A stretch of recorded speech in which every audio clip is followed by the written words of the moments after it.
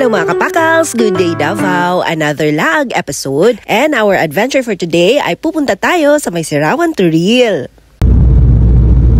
Hapon na nga nung pumunta kami sa Turil at ito nga sobrang init ng panahon. Kaya inaisip namin na maligo ng pool at nakailang balik na nga kami dito. Alam nyo ba saan ito? Syempre sa title pa lang ng ating video ay dito yan sa Villa de Mercedes. Sa mga hindi pa nakapunta dito ay pwede kayong gumamit ng Google Map or Waze. Actually itong Villa de Mercedes ay isang luxury residential resort. Panoramic view dito at makikita mo ang Mount Apo, Davao Gulf at Samal Island. Dahil yan, mataas ang area dito, 535 feet above sea level. Pero 30 minutes lang away from the city, may enjoy mo na ang ganitong view. Dahil weekend nga nung pumunta kami, kaya yung rate namin na binayaran ay 350 per person. Pero sakaling pupunta ka dito, during weekdays ay 300 pesos lang. Pero yung batang 3 years old below ay free lang naman. Dati-rati ay may restaurant sila dito, pero ngayon ay close na. Kaya pag pumunta ka dito, make sure na magdala ka ng pagkain dahil wala kaming binayarang corkage sa panahon na ito.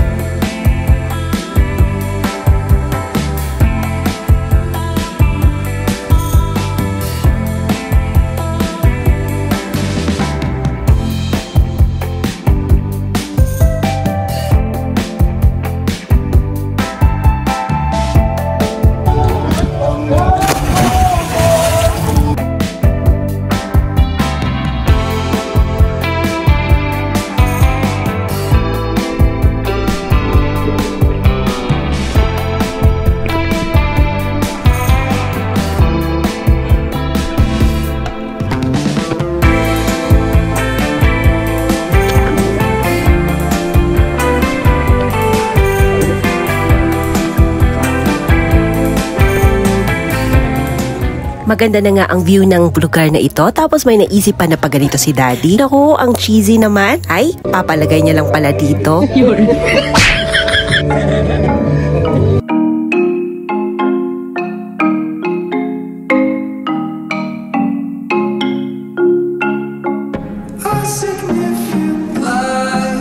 Just where it was needed.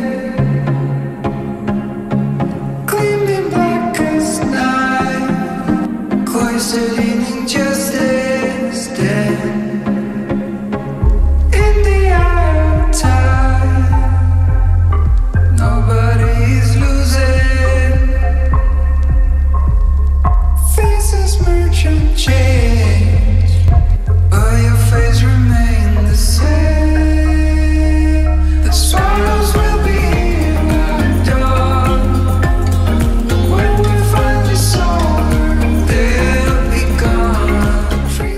At ayun na nga, tamang recharge lang over the weekend at pauwi na kami dahil maggagabi na. Napakasarap talaga ng feeling kapag ka nagbanding ang family. Kahit hindi araw-araw, basta magkasama kayong family, ay may enjoy nyo ang buhay.